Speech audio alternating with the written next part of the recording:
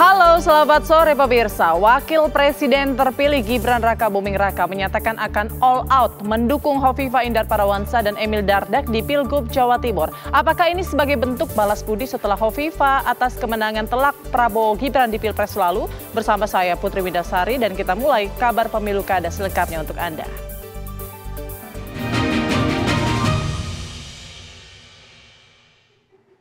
Wakil Presiden terpilih Gibran Rakabuming Raka hari ini berkunjung ke kediaman Hovifah Indar Parawansa di Surabaya, Jawa Timur. Gibran menyampaikan terima kasih kepada para relawan yang dikomandani oleh Hovifah dalam Pilpres lalu. Gibran juga menyampaikan akan all out mendukung Hovifah Emil di Pilgub Jawa Timur. Apakah ini sebagai bentuk balas budi politik atas kemenangan telak Prabowo Gibran di Pilpres lalu?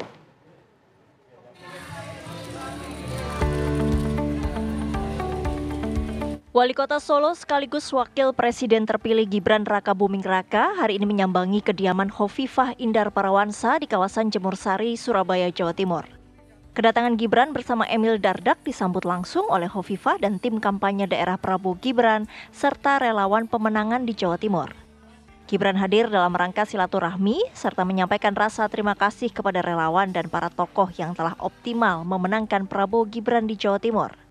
Sebagai timbal balik dan balas budi atas kemenangan di Pilpres lalu, Gibran menyatakan akan all out memenangkan Hovifah Emil yang kembali maju di Pilgub Jawa Timur. Saya ucapkan terima kasih ke Bapak Ibu semua. Terima kasih sudah berjuang, sudah berkeringat, dan hasilnya juga sangat memuaskan. 65% ini luar biasa sekali, dan sekarang ini giliran saya yang membantu Bu Hovifah dan Pak Emil Dardak.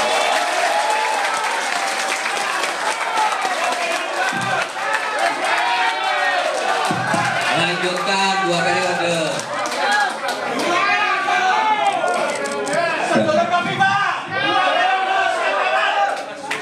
Gantian saya yang membantu Bu Hovifah dan Pak Emil Dardak, dan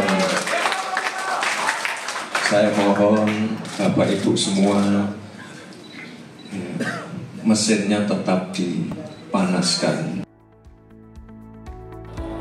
Hovifah mengucapkan rasa terima kasih atas dukungan dari Gibran yang menurutnya bisa menjadi modal meraup suara untuk kembali memimpin Jawa Timur. Hari ini Wakil Presiden saya dan Mas Emil berterima kasih bahwa Mas Gibran Prabowo silaturahim dan kemudian beliau memberikan statement untuk mendukung bahkan dengan kalimat all out dalam proses Pilgub November tahun ini. Mudah-mudahan semuanya membangun sinergi kolaborasi yang produktif bagi semua ikhtiar pencalonan kami, saya dan Mas Emil pada periode kedua ini. Pasangan Hovifah dan Emil Dardak dinilai berkontribusi besar atas kemenangan telak Prabowo Gibran di Jawa Timur pada pemilu presiden lalu. Maka tidak mengherankan jika partai pengusung Prabowo Gibran mulai menjalankan politik balas budi untuk memenangkan Hovifah dan Emil di Pilkada Jawa Timur mendatang. Duet petahana ini sudah menerima dukungan dari 5 partai yang tergabung dalam Koalisi Indonesia Maju. Dari Surabaya, Jawa Timur, Samsul Huda, Sandi Irwanto, TV One mengabarkan. Wacana perubahan atau amandemen Undang-Undang Dasar 1945 kembali mencuat pemirsa. Ketua MPR Bambang Susatyo siap melakukan amandemen tersebut jika seluruh partai politik setuju untuk melakukannya. Lalu apa saja yang perlu diamandemen dalam Undang-Undang Dasar 1945?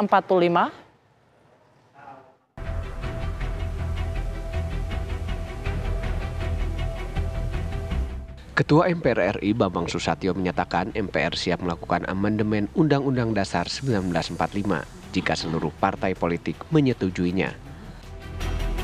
Menurutnya MPR akan siapkan karpet merah atau memfasilitasi perubahan Undang-Undang Dasar yang pernah dilakukan sebanyak 4 kali tersebut.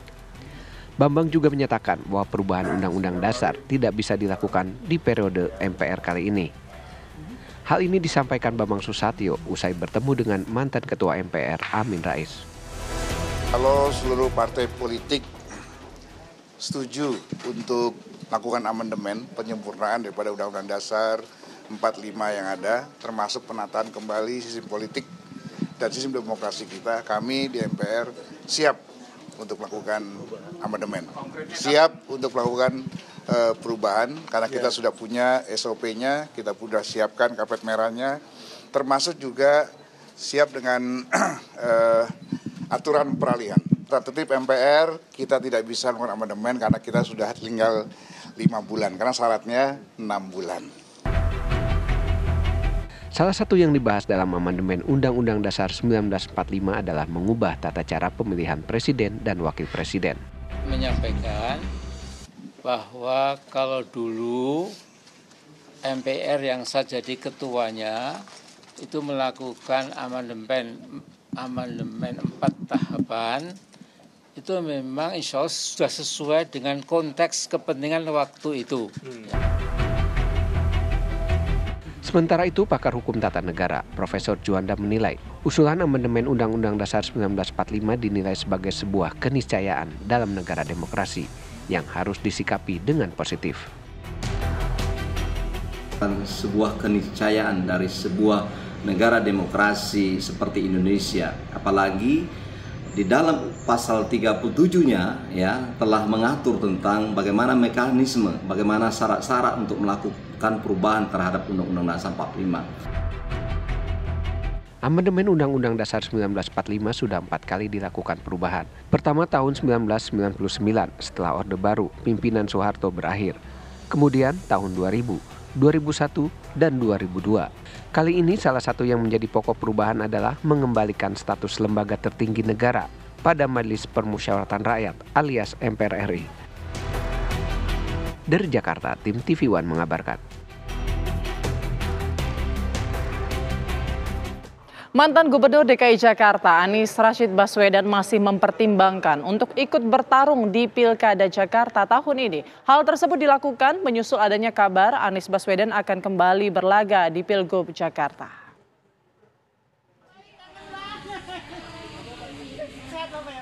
Pasca kalah di Pilpres 2024, Anies Rashid Baswedan dikabarkan bakal kembali bertarung di pemilihan Gubernur Daerah Khusus Jakarta November mendatang.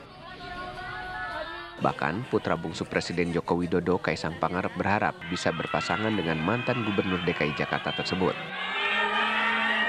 Menanggapi hal ini, Anies Baswedan mengaku saat ini masih menakar kekuatan maju atau tidaknya sebagai calon gubernur di Pilkada serentak.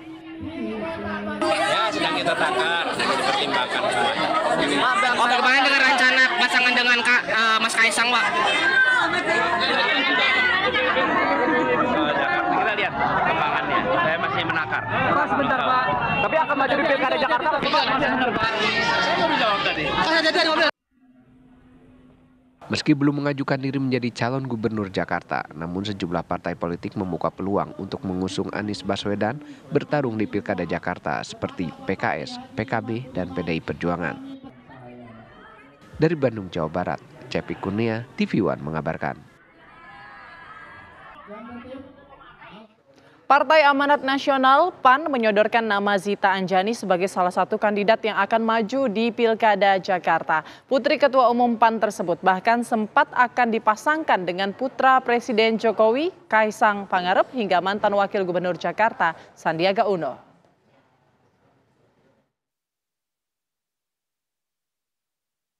Putri Ketua Umum Partai Amanat Nasional PAN Zulkifli Hasan, Zita Anjani, masuk dalam bursa calon gubernur, wakil gubernur di Pilkada Jakarta. Sebelumnya sang ayah mengaku pernah mengusulkan kepada Presiden Joko Widodo untuk menduetkan putranya Zita Anjani dengan Kaisang Pangarep untuk maju sebagai calon gubernur dan wakil gubernur di Pilkada Jakarta. Kaisang kan anak muda, saya malah udah pernah mengusulkan dulu. Dia bilang, Pak kan saya pernah mengusulkan Pak dulu 6 bulan, bukan 6 bulan, setahun. Gimana Pak kalau Jakarta anak muda aja, saya bilang gitu. Kaisang setahun yang lalu kalau nggak salah, ya kan? Dan waktu itu memang karena masih lama waktu itu ya, yang muda-muda Pak, Kaisang sama Zita misalnya, saya bilang begitu waktu itu. Nggak bisa Pak Zul kan Kaisang, udahlah biar itu dulu kira-kira gitu. Sekarang udah bisa Pak, tadi saya bilang. Udah bisa Pak, iya tuh siapa yang katanya gitu. Belakangan, PAN juga tengah menjajaki peluang untuk memasang Sandiaga Uno dan Zita Anjani. Saat melakukan olahraga lari pagi bersama Zita, Sandiaga menyebut akan senantiasa kompak bersama. Menjelang pemilihan kepala daerah November mendatang, otak-atik pasangan calon memang menjadi dinamika politik yang masih sangat cair. Sejauh ini ada sejumlah nama besar yang berpeluang maju di Pilgub Jakarta, namun belum ada satupun yang dideklarasikan secara resmi. Dari Jakarta, tim TV One mengabarkan.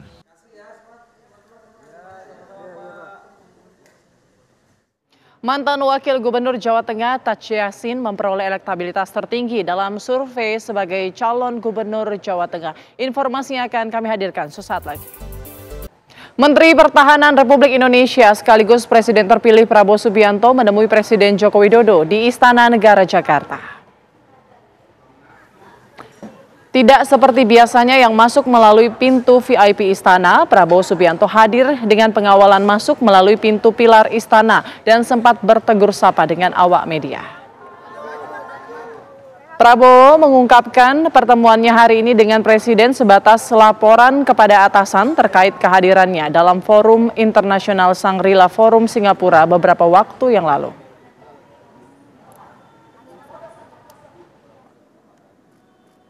Saya baru saja dipanggil Presiden, kebetulan diajak makan siang, dan saya memang minta waktu. Saya minta waktu untuk laporan hasil pertemuan-pertemuan saya selama 2 hari di Singapura. Dalam beberapa hal, masalah Gaza, saya lapor ke Presiden dan Presiden sangat mendukung, memberi instruksi kepada saya. Kita siap mengirim rumah sakit, mengirim tenaga kesehatan kita di dalam Gaza, bekerja sama dengan beberapa negara mitra kita, terutama negara-negara Timur Tengah. Keponakan Prabowo Subianto sekaligus Wakil Ketua Umum Partai Gerindra, Rahayu Saraswati, mengungkapkan pembahasan nama calon gubernur dalam Pilkada Jakarta di partainya masih berlangsung hingga saat ini.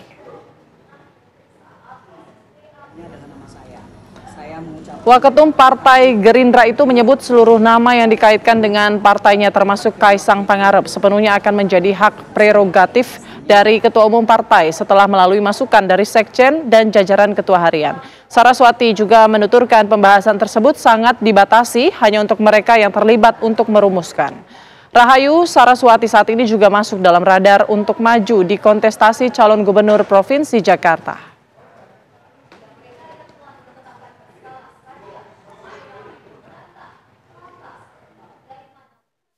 Saya mengucapkan banyak terima kasih kepada DPD dan juga seluruh pihak yang waktu itu ikut berkontribusi dalam pembahasannya.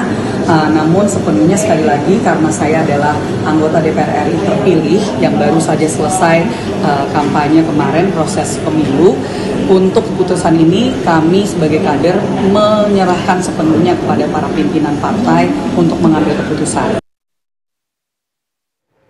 Mantan Wakil Gubernur Jawa Tengah Taci Yassin Maimun yang juga anggota DPD RI terpilih 2024 memperoleh elektabilitas tertinggi dalam survei sebagai calon Gubernur Jawa Tengah pada Pilkada 2024. Selain itu, 4 nama tokoh juga masuk dalam survei Pilgub Jawa Tengah. Kesalahan margin error sekitar 3,1%. Lembaga survei Proximity Indonesia mencatat nama Taci Yassin Maimun sebagai bakal calon Gubernur Jawa Tengah dengan tingkat elektabilitas tertinggi. Elektabilitas Taci Yassin berada di angka 14%. Disusul Bupati Kendal Diko Ganinduto 7,5%, Ketua Partai Gerindra Sudaryono 6,70%, dan Kapolda Jawa Tengah Irjen Ahmad Lutfi dengan tingkat elektabilitas 6,40%. Survei ini dilakukan terhadap 1.000 responden di 35 kabupaten kota di Jawa Tengah dalam kurun waktu 23 hingga 31 Mei 2024 lalu. Sementara simulasi terhadap sejumlah tokoh yang berpotensi diusung sebagai Wakil Gubernur Jawa Tengah menempatkan Diko Ganinduto di posisi teratas. Elektabilitas Diko tercatat di angka 23,5%. Kemudian disusul Pesohor Raffi Ahmad 14,8% dan Sudaryono 11,3%. mantan Wakil Gubernur Jawa Tengah, Tarji Yassin Maimun menempati peringkat pertama, kemudian dilanjutkan dengan Irjen Ahmad Lutfi. Kemudian di peringkat berikutnya ada 3 nama yang juga saling berhimpitan di bawah Tarji Yassin Maimun dan Irjen Ahmad Lutfi. Yang pertama adalah Sudaryono, Ketua DPD Gerindra Jawa Tengah. Kemudian yang keempat adalah Diko Ganinduto, Wakil Bupati Kendal, dan yang kelima adalah Hendar Prihadi. Jadi kelima nama ini yang saat ini dianggap oleh masyarakat Jawa Tengah istilahnya memiliki peluang untuk menjadi Gubernur Jawa Tengah pada kontestasi November mendatang. Selain elektabilitas dan popularitas, hasil survei juga menunjukkan bahwa latar belakang figur calon gubernur dan wakil gubernur masih sangat mempengaruhi pilihan masyarakat dalam pilkada mendatang. Figur yang memiliki latar belakang sebagai tokoh agama masih menempati peringkat teratas untuk dipilih. Selain itu, program kerja dari masing-masing kandidat juga berpengaruh signifikan terhadap keputusan pemilih. Dari Semarang, Jawa Tengah, Didit Gordias, TV One mengabarkan. Kabar Pemilu Kada masih akan kembali dengan informasi lainnya. Tetaplah bersama kami. Pemirsa, penyanyi dangdut Siti Rahmawati atau lebih dikenal Siti KDI mencoba peruntungan di dunia politik melalui jalur pemilihan kepala daerah. Siti akan mencalonkan diri sebagai wakil bupati di kampung halamannya, Polewali Mandar, Sulawesi Barat.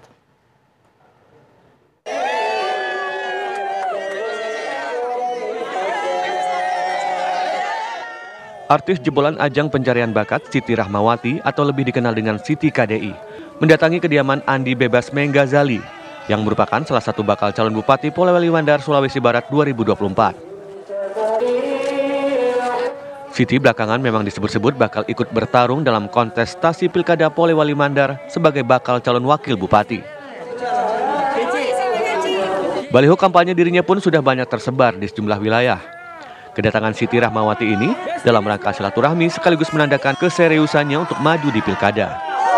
Saya pulang kampung bersama kakak yang kira-kira sudah berapa lama Siti tinggal di Turki sebelumnya. Kemudian datang ke sini semata-mata ingin bersama-sama memajukan kota Polman dan juga desa. Sudah kurang lebih ada 5 tahunan ya, karena Siti pulang pergi aja dari Turki, Jakarta, Makassar, Mandar. Memang besti istilahnya kan kedekatan kita ya, kedekatan kita antara masyarakat ya, relawan maupun Pak Bebas sendiri. Saya seneng gitu bisa disambut baik, disambut dengan hangat di sini gitu, seperti keluarga. Siti Rahmawati merupakan adik kandung penyanyi dangdut Cici Paramida. Siti mencoba peruntungannya di dunia politik dengan maju sebagai wakil bupati dengan tujuan memajukan kota Polewali Mandar. Besti. Dari Polewali Mandar, Sulawesi Barat, Tamrin, TV One mengabarkan. Kabar tadi sekaligus menutup jumpa kita di Kabar Pemilu Kada. Saya Putri Windasari, pamit undur diri. Terima kasih. Sampai jumpa.